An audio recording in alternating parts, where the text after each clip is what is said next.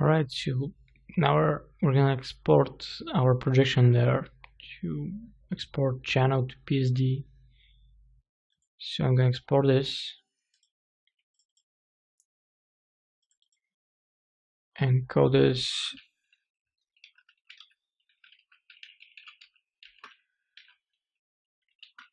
projection data. So I'm gonna save it and I'm gonna come inside of Photoshop. I'm gonna close actually this since we already created it, and actually it automatically loads the projection data PSD inside of Photoshop, so we don't have to open it out and we can use the automatic option of it. So I'm gonna toggle off my wireframe, which is the top one, and you can see that this is 4K and I have the layer with the projection. Actually, I'm gonna select anything here and I'm just gonna go and cut it, and I want to go to my main texture where I have all those layers and so on, and I want to paste it, but if I just paste it by pressing Ctrl and V, it's gonna get offset. So in order to get paste correctly, I'm just gonna go in paste and use paste special, and I'm gonna paste it in place. So by doing that, you can see that anything fits where it's supposed to go. Alright, so now I can quickly try to blend this in a few ways. First use the normal method. So just want to see what kind of effects I'm gonna get. So soft light looks kind of okay, as well as hard light.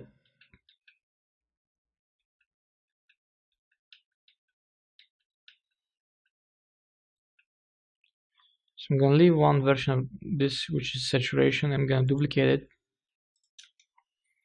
and I'm gonna slightly use the arrows of the keyboard, pressing up one time, 2 times, 3 times, and then left 3 times. So I'm gonna change this to, let's try multiply, or let's go to saturation,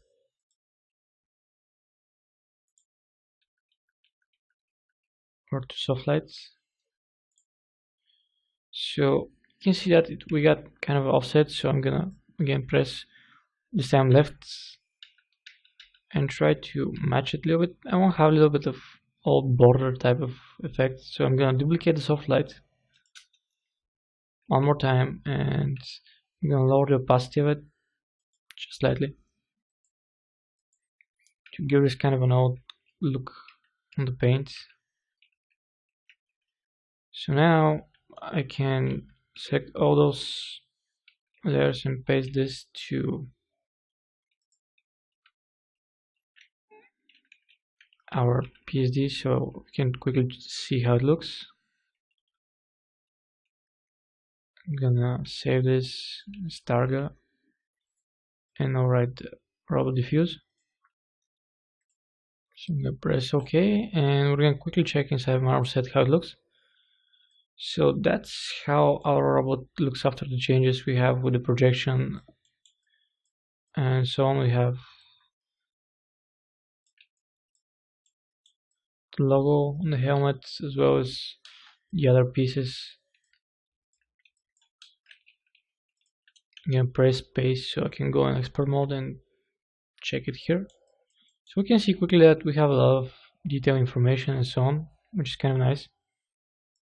But I want to take this a little bit to the next level and try to add slightly little bit more variation of it. So the first thing I want to do is I can go inside of Photoshop again and turn off my text layers. Probably I can leave this one, which is a little bit gray version. So I just want to copy all this and come here and just paste it. I won't have it on separate layer. There's a reason I want to do that. So now I can go inside of Crazy Bump and I can click open. So I'm gonna paste from the clipboard that I have copied information. So it's gonna take some time to load, and we're gonna wait. So once it gets kind of load the information, I want to make sure which is the correct one. So in my case, I'm gonna go with this one. Later on I can change it. It's not that kind of important at the moment, but I want to have something that's proper. So as you can see here, we have all this texture detail information. So I have the sphere here, you can look at a little bit better. We have all those scratches and other things that are going on. So right now I'm gonna hide the ball, and I'm gonna copy this. I'm gonna copy normals to the clipboard and wait until it loads. So now I'll go back inside of Photoshop, and actually let's close this one, we don't need it. And this one we used for specular, we also don't need it. And this was the projection PSD, which we cut it, so I'm gonna close it as well. And this one, okay, we're gonna leave those two and open. Actually, we're gonna open the normal map, which is the robot normal, and the size of this is 2K, so I'm gonna make it 4K for the moment, and I'm just gonna paste this one. So as you can see, this uses at the moment the Freeze 3 Max kind of orientation, because this looks kind of moving outside and so on. So I'm gonna go to channels and I'm gonna invert the green channel, and this way this can get kind of a little bit proper. So I go back on top of anything, you can see that I have all those effects, and I want to have all this information. Just want to use this one as well, which is going to enhance a little bit the textures of our robot. But I don't want to use this one because this is just generated from a texture, and this is the real normal map. So what I can do is I can set this to hard light, and I can go into opacity and probably lower this very down. For example, we're gonna make experiments, so we're gonna start with 15, or actually let's start with more like 55. So I'm gonna just go and quickly flatten anything, go to layers, flatten image, and save this, and press Ctrl Alt and Z so I can have the layer back. And inside of my normal maps, I can see inside of the engine, you can see that we're gonna get a quick preview how the normal map looks. So it kind of adds the feeling to it, but it's way too much, and I don't want that much scratches and so on, because this kind of looks like beaten up metal. So okay, just we need a little bit less.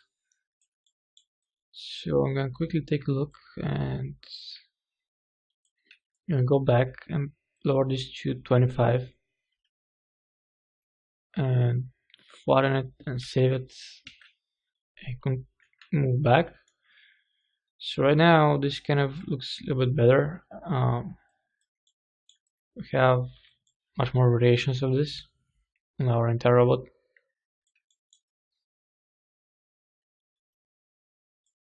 So what's left at the moment is we have to just a little bit improve the specular map of this.